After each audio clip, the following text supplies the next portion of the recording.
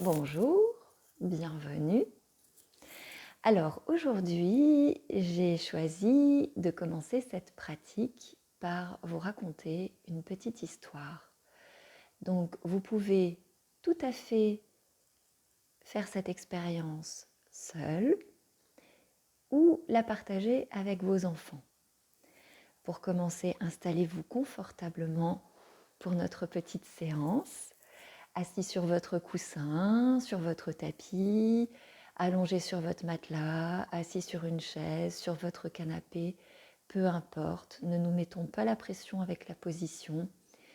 Apprenons déjà à nous installer, à nous poser et puis à développer notre curiosité intérieure. Alors, je vais donc vous raconter ce petit conte africain. Pour l'écouter, vous pouvez choisir de fermer les yeux et de vous concentrer sur ce que cette histoire déclenche, provoque chez vous en termes de sensations corporelles, d'émotions ou de pensées.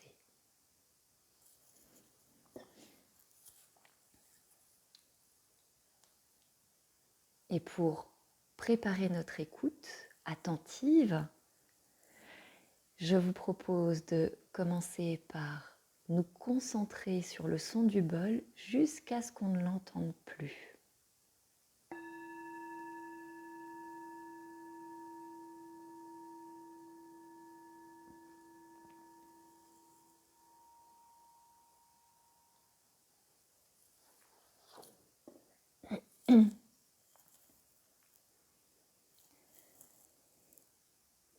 C'est l'histoire d'un hippopotame qui traversait un marigot lorsque soudain l'un de ses yeux se détacha et tomba au fond de l'eau.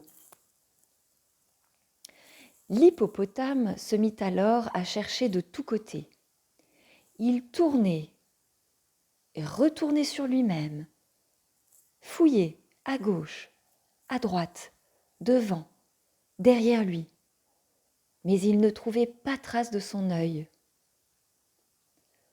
En le voyant faire, les oiseaux du fleuve ne cessaient de lui crier. « Calme-toi, stop! Arrête-toi donc, hippopotame, stop !» Mais l'hippopotame, affolé, ne les entendait pas. Il lui fallait absolument retrouver son œil perdu. Alors les poissons et les grenouilles joignirent leur voix à celle des oiseaux.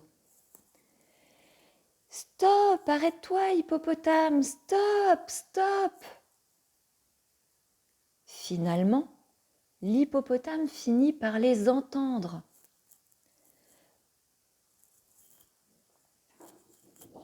Il s'immobilisa et les regarda. Aussitôt, la vase et la boue qu'il soulevait en pataugeant se posèrent au fond du marigot et, entre ses pattes, dans l'eau redevenue claire, l'hippopotame aperçut son œil. Il le ramassa et le remit à sa place.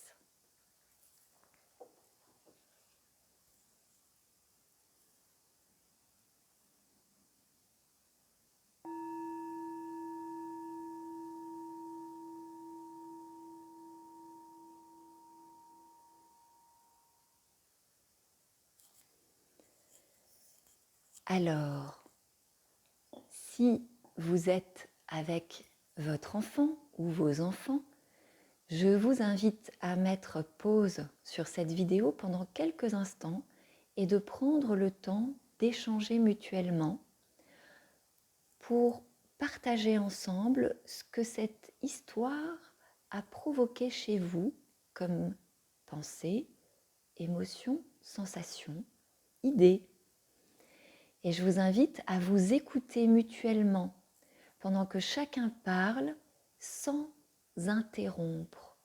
C'est-à-dire qu'on décide de parler chacun son tour Et pendant qu'une personne s'exprime, même si on en a envie, même si on est d'accord et qu'on a quelque chose à dire, même si on n'est pas du tout d'accord et qu'on voudrait intervenir, on attend jusqu'au bout que la personne ait fini de partager ce qu'elle a à partager. Et puis après, on inverse les rôles.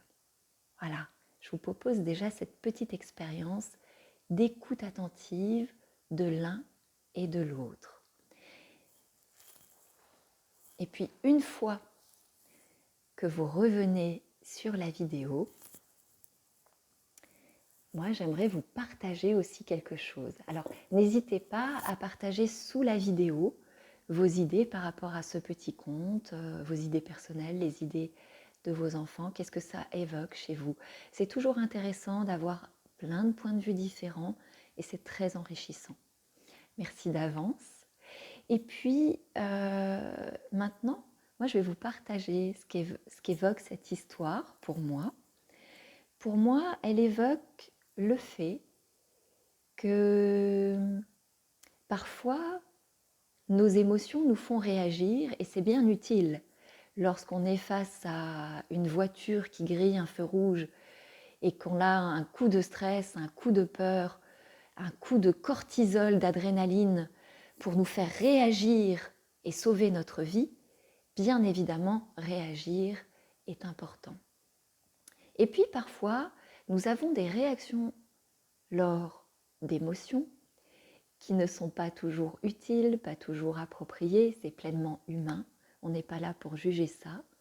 Mais petit à petit, grâce à la méditation, nous pouvons apprendre à écouter ce que nous disent nos émotions. Ce sont des messages de notre corps, des messages qui nous apportent une information sur nos besoins. Et nous pouvons apprendre petit à petit à les écouter. Plus nous les écoutons, moins elles ont besoin de revenir pour frapper à notre porte et nous dire qu'il y a quelque chose là qu'on a besoin de prendre en compte. Et pour aujourd'hui, ce que je vous propose, c'est un tout petit, tout court exercice de pratique à faire en cas d'émotions fortes. D'émotions fortes qui pourraient nous pousser à réagir fortement, mais qui pourraient nous amener à une réaction avec laquelle on n'est pas forcément d'accord après coup. Et on peut apprendre déjà une première chose. Alors, ma petite pratique s'appelle les 4 P pour la paix. Alors, je vous invite à régulièrement apprendre à faire cette pratique quand tout va bien. Ça vous permettra de la développer en cas de besoin, lorsque ça va moins bien. Mais en cas de forte émotion, tant que vous avez le temps et que vous êtes à la maison, profitez-en pour faire cette expérience par rapport aux émotions.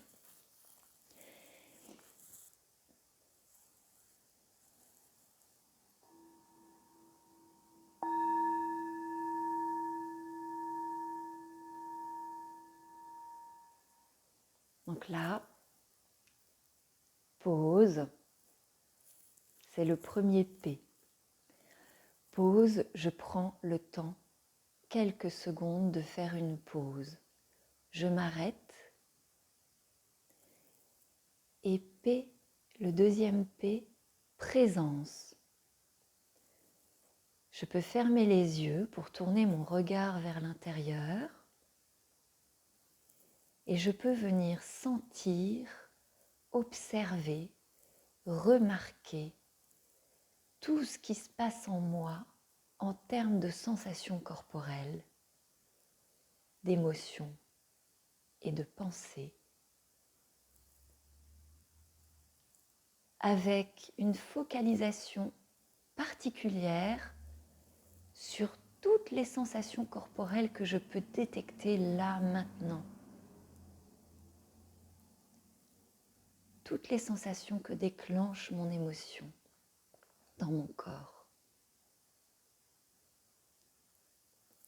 Mon intention n'est pas de les changer, de les supprimer ou de les prolonger, mais juste de sentir qu'elles sont là, avec le moins de jugement possible,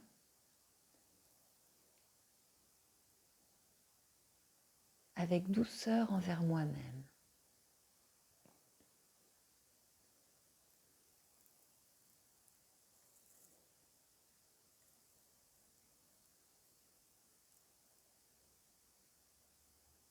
Et puis, parole. Le troisième P nous invite à mettre des mots sur nos ressentis. Tiens, je ressens de la colère, mes poings sont serrés, mes muscles tendus, ma mâchoire serrée. J'ai envie de crier, de parler plus fort, mon cœur bat vite. Mettre des mots sur l'émotion nous aide à l'apaiser et je peux faire cette expérience aussi en notant chaque jour les sensations en lien avec une émotion sur mon cahier afin de prendre aussi un peu de recul et d'observer tout ça avec intérêt.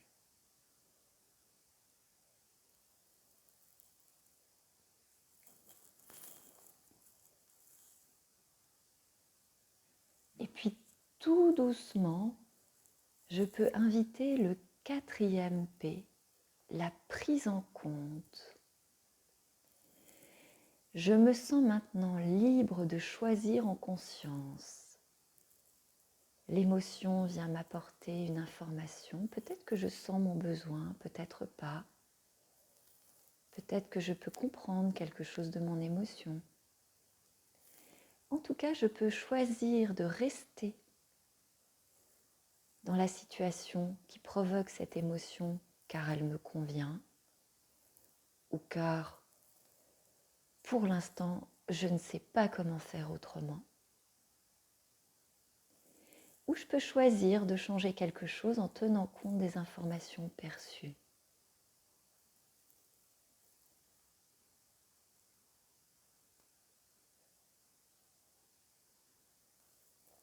Et puis, tout doucement, nous allons ouvrir nos yeux.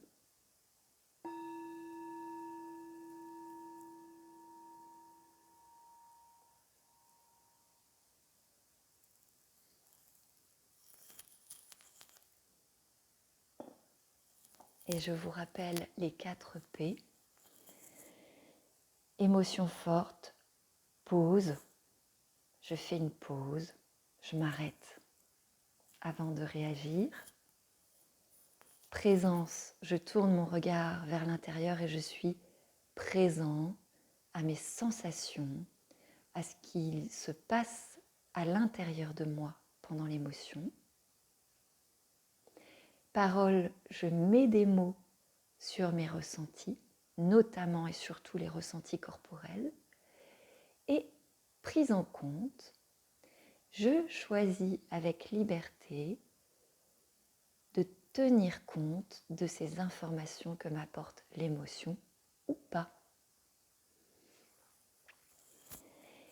Ce que vous pouvez faire dans un premier temps, c'est dans votre petit tableau que vous tenez depuis le début de nos vidéos, noter pour chaque émotion toutes les sensations corporelles qui viennent. Par exemple, on a vu la colère, mais on a tous des sensations différentes et particulières et des sensations similaires. Donc on peut tout à fait noter ces sensations. On peut noter aussi à côté les pensées qui nous viennent et qui ne sont pas forcément vraies ou justes, mais qui sont souvent des pensées automatiques d'auto-jugement. Tiens, la colère, c'est pas bien, il faut que je me calme, je ne dois pas me mettre en colère, etc. Voilà, noter ces pensées aussi et pouvoir prendre du recul et observer qu'on a ces pensées automatiques jugeantes peut aussi nous permettre de nous en libérer. Maintenant, je vous souhaite une belle journée. N'hésitez pas à partager en dessous de la vidéo et à me poser des questions si vous avez des questions. À bientôt.